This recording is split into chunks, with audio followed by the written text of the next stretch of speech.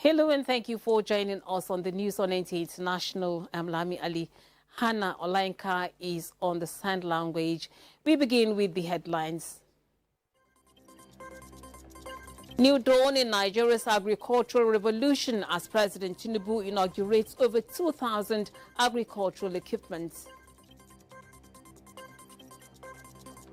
50 AU member countries converge on Nigeria for the 4th MSME Forum. Vice President Shettima calls for intra-African trade to boost the economy. Mali's junta chief Assimi Goïta takes part in wrist-laying ceremony at the tomb of the unknown soldier near the Kremlin.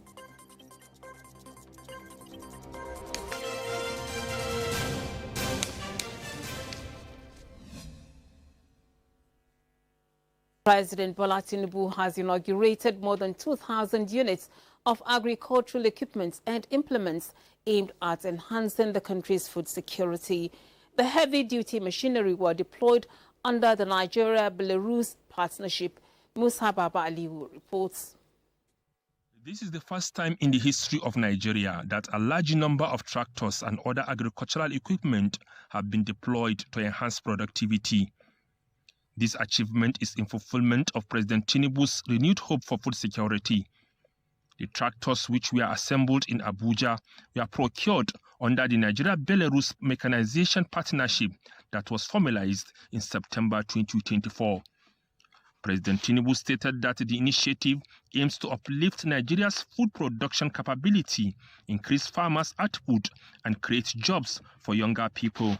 The allocation of this equipment throughout the country will do a lot to give our nations abundant arable land and favorable climate that we have. We must seize the opportunity to achieve complete agricultural independence and food sovereignty. To all stakeholders to receiving this equipment, deploy them with maximum efficiency. We will work with you. The president thanked the Belarus government for its partnership, which facilitated the deployment of the equipment. The Minister of Agriculture and Food Security, Abubakar Kyari, provided a breakdown of the equipment, which include 2,000 high-quality tractors with trailers, plows, harrows, sprayers, and planters, 10 state-of-the-art combined harvesters, 12 fully equipped mobile workshops, 50 bulldozers for agricultural and land development, and over 9,000 complementary implements and spare parts. This program was designed by this administration to bring over 550,000 hectares of farmland under cultivation, generate more than 2 million metric tons of staple food, create over 16,000 jobs, and directly benefit more than 550,000 farming households across all 6 geopolitical zones. This particular program is unique because it was packaged with the intention to bring down the level of low mechanization in the country. The 0.27 horsepower per hectare, that is the current mechanization level in this country, will be transformed to almost 2.5 horsepower per hectare at the end of the day. To maximize impact, the tractors will be distributed through 3 key schemes: direct purchase for individuals and organizations wishing to acquire them outright, a leasing scheme that offers affordable access to mechanization without the full cost of ownership, and a service provider model that establishes tractor service centers in farming communities, enabling smallholder farmers to lease tractors as needed. Musa Baba Aliyu, NTA News. Nigeria is adopting a multifaceted approach to combating poverty and food security, which are negatively impacting national security. Minister of Defense Muhammad Badaru Abubakar stated this as the 14th National Security Seminar organized by the Alumni Association of the National Defense College in collaboration with the Office of the National Security Advisor and the National Defense College in Abuja. Defense correspondent Ismail Musa brings us the details. For the past 14 years, the alumni of the National Defense College, the apex military training institution in Nigeria, has been interfacing with experts, developing research-based solutions to the nation's emerging security challenges. The dynamic nature of the security threats and transborder crime, organizers of the seminar say necessitated the annual program with focus on profiling strategy to tackle current threats. The theme of the 2025 program, Combating Hunger and Poverty for Sustainable Peace and Development in Nigeria, is a comprehensive approach to addressing security challenges. Economic initiatives are useful tools in resolving conflicts because they help to bring people, communities and groups together with a view to fostering security. In the contemporary operating security environment we are in, development and security cannot be distinguished. The emphasis of this year's seminar on critical human security issues such as hunger and poverty align with the President's commitment to improving the lives of vulnerable Nigerians. His intervention through support for agricultural initiative, youth vocational training and provision of essential social services have directly impacted countless lives and contribute meaningfully to grassroots peace building. With climate change, deforestation, and poverty impacting negatively on socio-economic development and national security, upscaling non-kinetic approach in fighting insecurity through events like this is imperative. In Abuja, Ismail Musa, NTA News. Agriculture has long held a place in Nigeria's education system, from post-independence farm-based learning to the School to Land initiative of the 1980s. But with time, that tradition faded. In a renewed effort to restore agriculture as a key driver of self-reliance, productivity and economic growth, the federal government, through the National Senior Secondary Education Commission, has convened a workshop for agriculture desk officers from 18 states and the FCT. Here is the report. Grow What You Eat focuses on integrating agricultural entrepreneurship into the secondary school curriculum, preparing students not just for exams, but for life, work, and national development, as agriculture remains the cornerstone of Nigeria's economy, providing livelihoods for millions and contributing approximately 25% to the nation's gross domestic product.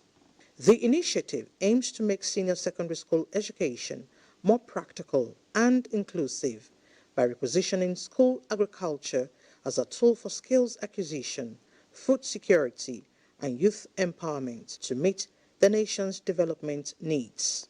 The Grow What You Eat program seeks to transform school gardens into living classrooms, where students not only learn the science of agriculture, but also develop business acumen, environmental awareness, and the values of hard work and self-sufficiency.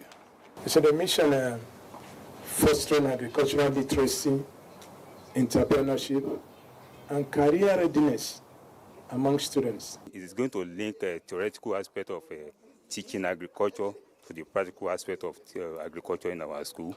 So this will help us to reduce cost effects on buying food in our school, and it will help us in bringing revenue to the state. It is expected to nurture a generation of resilient students who not only grow what they eat, but are also equipped to earn from what they grow.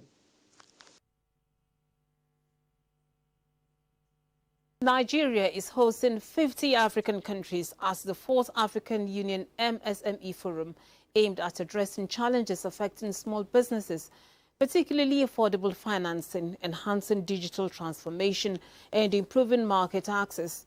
Vice President Kashim Shettima at the event calls for intra-African trade and support for the growth of small businesses on the continent. The State House correspondent Abdurrahman Jibrila reports. Building resilient MSMEs through digital innovation, market access and affordable financing for Africa is the theme of the 4th Africa Union MSME Forum. It is an opportunity to empower micro, small and medium enterprises, develop intra-African value chains and strengthen policies on MSME development. Over the next few days, let us delve into the heart of these issues, not as insurmountable obstacles, but as opportunities for collective action and innovation. Part of the things we hope to be seeing in the next 3 days is deliberating as Africans on how we can sustain this tempo. Each of these gatherings has provided capacity building opportunities for MSMEs showcase their business and access to new markets in the ACFTA and the rest of the world. During the third MSME Forum, we launched the inaugural Enterprise Africa Network Fellowship Program with 56 selected business from over 30 African nationalities, and some of them are exhibiting their products here today. Over the last few months, their growth and progress have been remarkable, with significant impact in sustainable agriculture, manufacturing, digital transformation, mineral resource value addition, and creative industries. This is also expected to expose key players and other stakeholders to leverage the platform provided by the forum to build new networks for investment and market access across Africa and beyond. That is why we must not only build local infrastructure for entrepreneurial expansion, but must also entrench cross-border cooperation. Our destinies, after all, are bound together. Still, we are not naive about the obstacles that confront our MSMEs. Limited access to affordable finance remains a recurring nightmare. It costs our continent not just money, it costs us momentum. The African Union's recent launch of the Akili AI platform in partnership with Meta and Deloitte is a bold step in the right direction. It is a sign that we are not just watching the world change, we are part of the change. The African Trade Observatory is a very useful digital. Other stakeholders at the forum commended Nigeria's significant milestone in hosting the event, describing it as one way of showcasing to the world that Nigeria is ready to do business, pledging commitment and support of their organizations toward a successful forum. From the State House, Abraham Jibrila, NTA News. Now that Nigeria is attracting positive interest from investors and the rest of the global community, we must do whatever we can do to promote the image of the country, starting with ending the surge of violence in some parts of the country. Nigeria's First Lady Oluremi Tinubu stated this while reacting to the violent attacks in Benue and Plateau states on the margins of the 2025 second quarter high-level meeting with state governors' wives and RHI state coordinators in her office. State House correspondent Adeni Taiwo reports. It is the second year of Renewed Hope Initiative's interventionist program, and state governors' wives, enablers of the initiative's activities, again converged on the office of the First Lady for their quarterly meeting, this time for a mid-term assessment. Educating Linda, which is from taking stock of RHI interventions in all its 5 focal areas to getting feedback on its collaboration and advocacy in health, agriculture, and economic empowerment, Nigeria's First Lady Oluremi Tinubu outlined other programs which seek to empower women and children in the country. For TED Fund and RHI collaboration, construction ongoing for ICT experience centers in Taraba, Kaduna, Kwara, Ekiti, Anambra, and Cross River. With our eyes set on getting communities involved in protecting the environment, the First Lady announced a new competition tagged RHI Green Nigeria Challenge that will not only roll back desert encroachment, but also tackle indiscriminate disposal of plastic wastes. We have the household category, which is tree planting, target 2 years or less, and is households in the northern Nigeria. Prize money, we peg it to 10 million. Number 2 is the community Green Transformation Challenge, which is transformation of degraded community areas into green parks, garden, and eco spaces. State tree planting project, Eco Rise Challenge, that's what it is called, for each state, and that's for 1 year. This is open to all Nigerians farms across 36 states and FCT.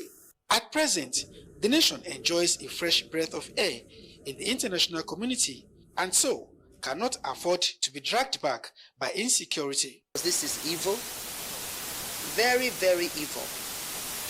We women have to pray because I don't know those who are so bloodthirsty. This shouldn't be happening, but work is going to keep going. Well, we're going to work, and we've just started working. As the journey into the next 2 years begins for RHI, the First Lady says more can be achieved given the right support and resources. I'm to go to the Senate. I'm going to do this program like we do zonal intervention programs. Even if it is 500 million they want to give us, if it is 1 billion, then we're going to use it for this, and then we can be accountable. And I think, we can do that. And it should be with the First Lady who wants to work. She shouldn't be restricted. 2 years on, we've done all these things in the States. We've helped the elderly, the disabled, women farmers. We've done the Every Home a Garden, so many interventions. The next quarterly meeting holds in September this year. In the State House, Adeni Itaiwu, NTA News. This broadcast is reaching you from the Abuja studios of NTA International. We take a break to stay. Thank you for staying. Mali's junta chief Assimi Goïta takes part in a wreath-laying ceremony at the tomb of the unknown soldier near the Kremlin. This was during his visit to Moscow to meet with Russian President Vladimir Putin to deepen diplomatic ties. Comfort Fashion reports.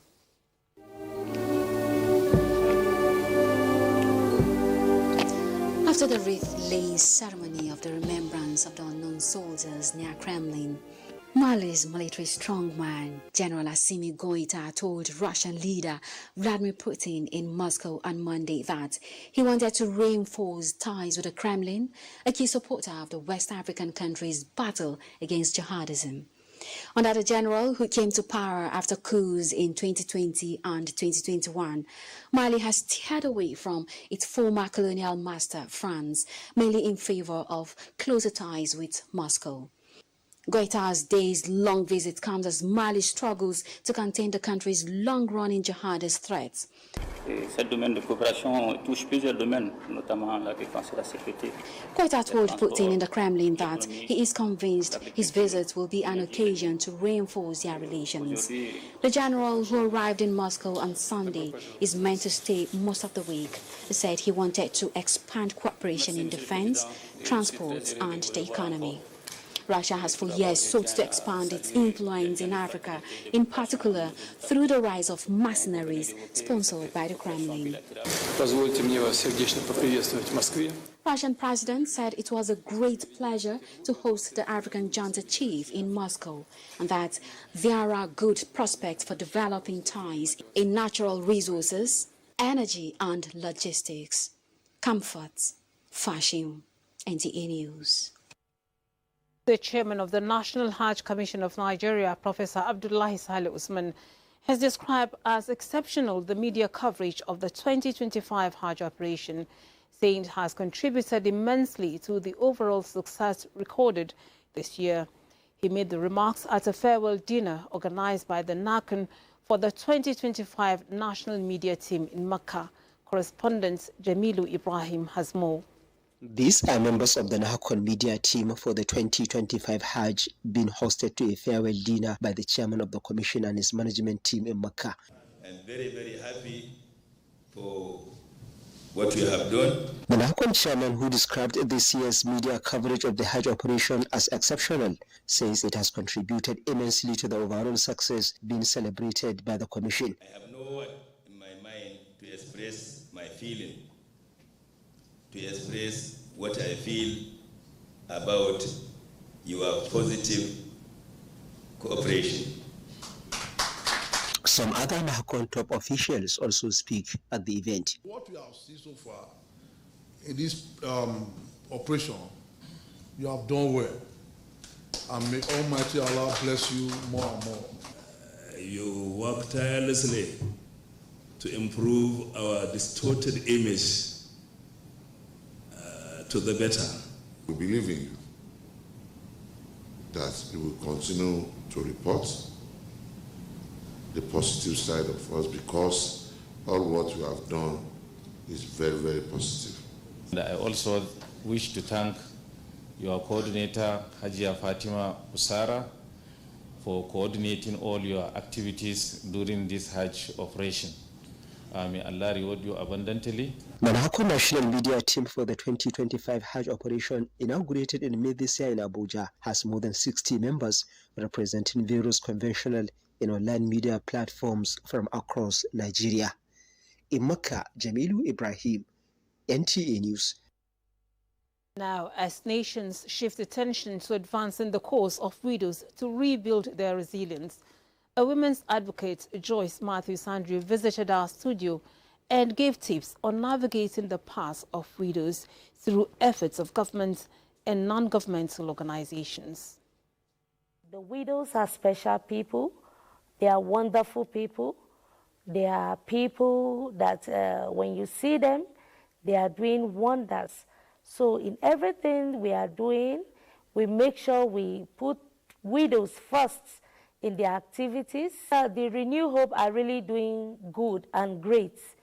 Our president, Ahmed Bola Tinubu, is trying, and his wife, Senator Remy, she is doing well. She has proved herself to be a mother to all women, the widows, to see that women are doing well in the empowerment axis, and some of the NGOs, the philanthropists outside, they are also doing well, putting their head together to see how these widows and these women will be great and become something. But with the Renew Hope and NGO that are putting heads together to make sure that the widows are happy. Heads of service of 36 states and the FCT are in Abuja for a study tour as a strategic tool to support ongoing reforms, leadership development and modernization of public administration. Head of the Civil Service of the Federation, DD Esther Wilson-Jack, says the tour will help identify effective ideas and models that can be localized to improve existing administrative systems in the states. Haman Jabani reports.